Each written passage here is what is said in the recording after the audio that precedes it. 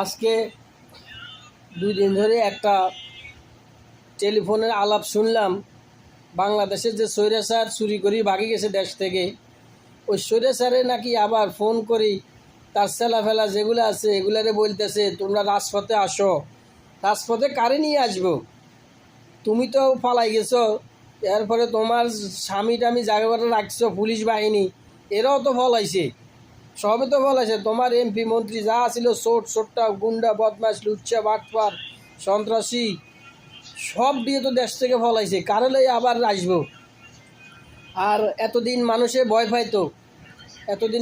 পাইতো, রাস্তা থেকে ঘুম করে নিয়ে যায়, ঘর থেকে উঠে নিয়ে যায়, এখন আর মানুষ এগুলো ভয় পায় না।